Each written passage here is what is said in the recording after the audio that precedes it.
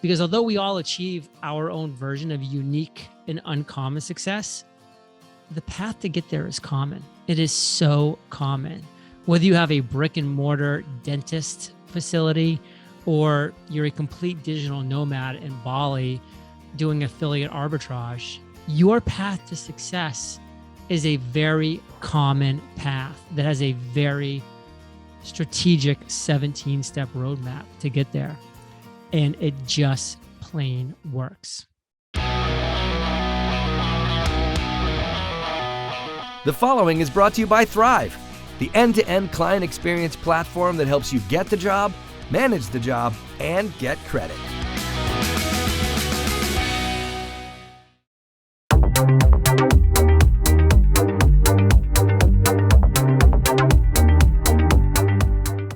Hey, this is Gordon Henry at Winning on Main Street. And this week you get to meet Lee Dumas. John is the founder and host of Entrepreneurs on Fire. John hosts an interview every day of every week with inspiring entrepreneurs like Seth Godin, Tim Ferriss, Gary Vaynerchuk.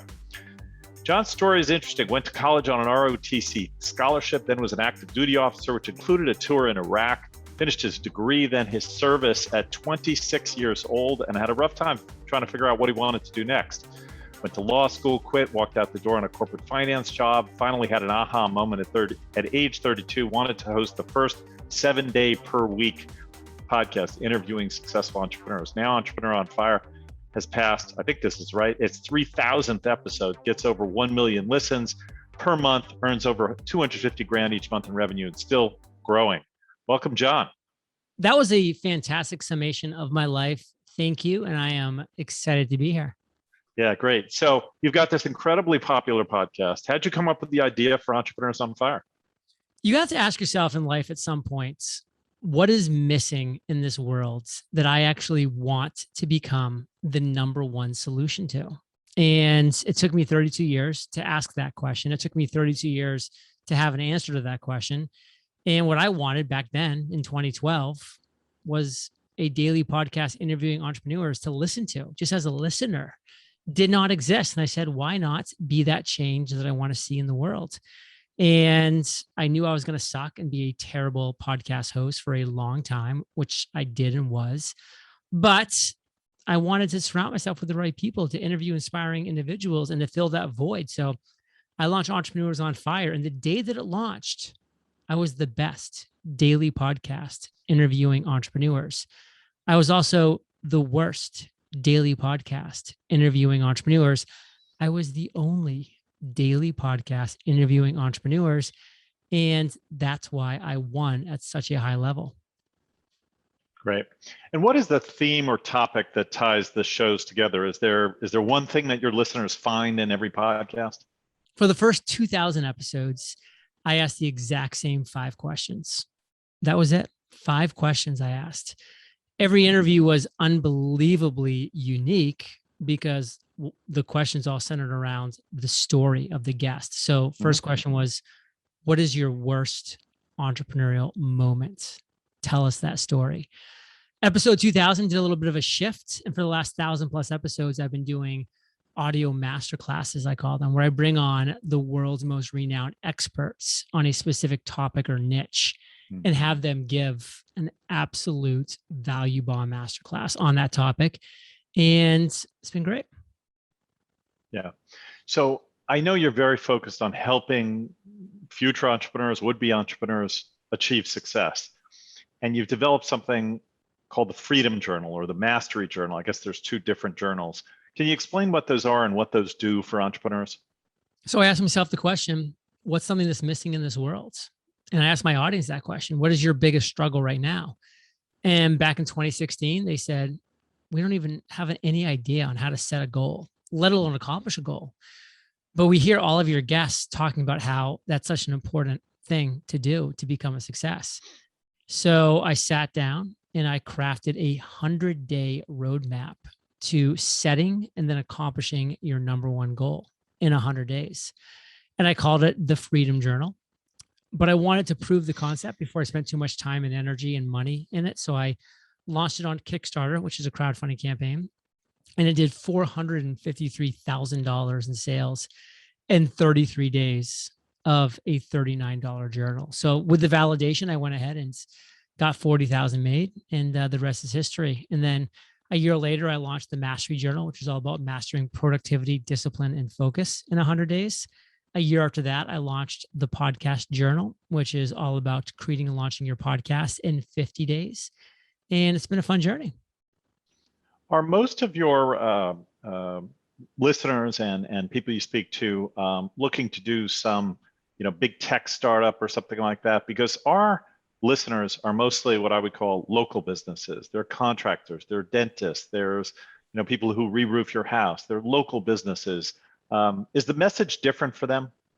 No, it's the same. And that's why actually last year I sat down and wrote my first traditionally published book, which is called The Common Path to Uncommon Success. One of the hardest endeavors of my life, but I gave birth to this book back in March 23rd of 2021. And it was one of the happier days of my life for sure to get this book out into the world. And the book is called The Common Path to Uncommon Success, because although we all achieve our own version of unique and uncommon success, the path to get there is common. It is so common. Whether you have a brick and mortar dentist facility or you're a complete digital nomad in Bali doing affiliate arbitrage, your path to success is a very common path that has a very strategic 17-step roadmap to get there. And it just plain works. And can you summarize what are the keys to success that you found speaking to all these podcast guests and writing your book? In a sentence, it's identify a real serious problem in the world that you want to become the number one solution to. Not the number 2 solution, not the number 17 solution. People will beat a path to the doorstep of the number 1 solution to their real problem. And they will ignore the second best solution to eternity. So why are you going to be number 2, number 17, number 24? Now, if you're a local business, that may mean you're the best dentist in your market, right? Or the best roofer in your market. You don't necessarily need to take on the world because the world can't all go to the same dentist. Is that right? Doesn't even mean in your market, to be honest, because there's a thing that people don't do, which is called identify a niche. So I know nothing about roofing, but what if I became the single best roofer when it comes to installing Tesla solar panel roofing tiles? Right. Then I don't need to be the best overall roofer in Dallas, Texas, but I can become the best at that uber niche. And who's going to go to the second best when they want to get Tesla solar tiles on their roof? Nobody. Yeah. Win at the niche. You're flipping face off. That's great, John. Thanks for that. And we're going to be back in just 1 minute after this break with more from John Lee Dumas. Quick, what do you think of when you hear influencer marketing? Selfies, peace signs, and duck lips? There's a big difference in influencers, those with audiences on social networks, and people with influence.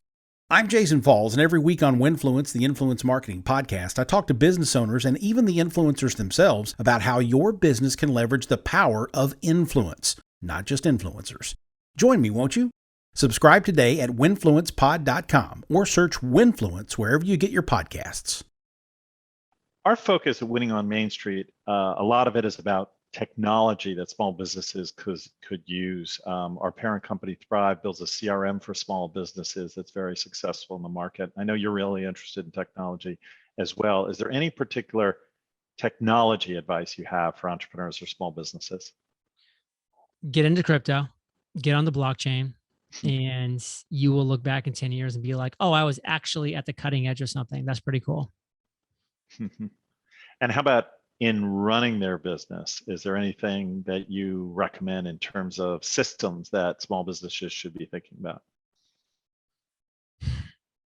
Building a team is an important part of the process. I dedicated an entire chapter of the 17-step roadmap to financial freedom and fulfillment to that concept of building a team. And when it comes to systems and processes, most people suck at most systems and most processes. So you need to find the 1 to 6 things that you're actually really good at in your business. And then you need to build a team around you where you're bringing in people who are really, really good and passionate and enjoy doing things really well that you suck at. And you suck at a lot of things. So your team needs to be great at what you suck at. Yeah. Speaking of podcasts, you recommend a lot of people should be thinking about using podcasts as a way to build their businesses, or maybe building a podcasting business. Can you explain, is podcasting great for everybody? No, podcasting is great for people that enjoy sharing their voice, their message, their mission with the world. If that's something that's intriguing and appealing to you, then you should look into launching a podcast, because it's a fantastic way to tell your story, to deliver real value, to give free, valuable, consistent content to a listener base. It's fantastic for all of those reasons. But just like I still haven't posted a single TikTok video, everything's not for everybody. I know TikTok's fantastic for what it does. Haven't done it. I was on Clubhouse for a few months and I haven't even opened the app for 8 months. So like, it's some things work for some people and some things don't. People are crushing it on Clubhouse, on TikTok, on different platforms. Got to find your sweet spot. Why do you think your podcast has been so wildly successful? Is it because of the niche, or what do you think? It's because that I have been showing up every single day for almost 10 years now, producing valuable, free, and consistent content. I have outlived other people. I have outproduced other people. I've outworked other people. I've built a barrier that is so high that my competition is low. People can't come and just wake up tomorrow and start a daily podcast and expect to compete with my 3,000 episodes. I've built a moat around my business, which is very doable for everybody that's listening right now. And it's such a critical thing to think about, because when you have a high barrier, you have low competition. But most people are creating a low barrier.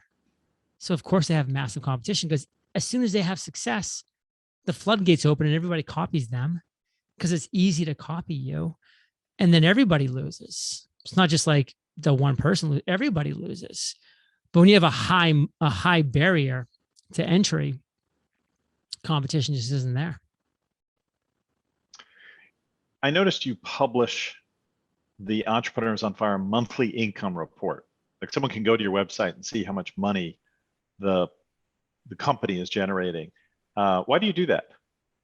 I love transparency. I love openness. I love authenticity, something that's pretty rare in this world, in a lot of online businesses. So while everybody loves to say that they're crushing it and having a $150,000 launch when they have $200,000 in expenses, that's actually not very hard to do, to be honest. What's hard to do is run a really profitable business that's meaningful, impactful, and bringing real significance to this world. And so I think it's actually an obligation for people who are doing it well to share and to show. And that's kind of one thing that I love to do with our income reports, which we've now been publishing for 96 months in a row. And it's something that we've been doing with our book, The Common Path to Uncommon Success. We just open it up and we say, this is exactly how it's done. And there's a reason why people want you to think it's complicated. It's confusing. It's secret. It's not. It's common. And the path is there for you. That's great. I know you're always reading and also recommending business books. There's lots of books recommended on your site. What are 2, 3, 4 of the top ones that you recommend to entrepreneurs or would-be entrepreneurs? I think would-be entrepreneurs need to start with The Slight Edge by Jeff Olson, which is a great book about just doing the right things and the small things every single day. Like just knowing what to do, the right things, even if they're small, and just doing it every single day and watching that slight edge grow over time to a big advantage. And then the follow-up is The Compound Effect by Darren Hardy, who was actually Jeff Olson's mentee, and really learn and understand how just by continuously doing the right things, your success will compound over time. So for the first 1, 3, 5 years, you might be like, I've worked so hard and where's the success? But by year 7, 9, 13, you're just like, holy crap. Like this compounding effect is like taking a life of its own. It's out of control in a good way. Yeah. I noticed that one of the books on your list was the E-Myth Revisited, which I always like to talk to people about, because it really gets to that whole idea of how you try to build a replicable system. So many people, I think, who are entrepreneurs or running a small business think, I just got to work harder. I got to get up earlier. I got to stay later. And that book really shows you how sometimes that can be the wrong path. And it's really about how do you replicate what you do, eventually get other people working in the business so you can work on the business, right? Great book. Yeah, one of the classics. So what's next for John Lee Dumas? What's your what do you see as your next year or two ahead? NFTs, cryptocurrency, blockchain is the future. Okay. And the podcast, that'll keep going forever?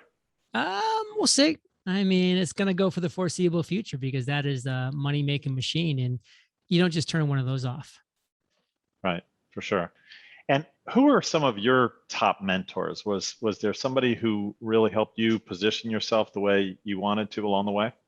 Yeah, Gary Vaynerchuk's mentality has always been something that I've continued to follow for a decade now. And so I was actually very honored to be featured in his 2018 book, Crushing It. So very stoked about that. Yeah, that's great. Okay. Well, you grew up in Maine. You're now in Puerto Rico. You're, I guess, almost international star here. It's great to be speaking with you, and congrats on all the success you've had. It's a pretty amazing run, 3,000 episodes. Thank you for having me today. Congrats on everything you're doing over there, and I'll catch you on the flip side. All right, thank you. And if you enjoyed this podcast, subscribe and tell a friend or colleague to subscribe, and leave us a 5-star review. We'd really appreciate it. Until next time, make it a great week.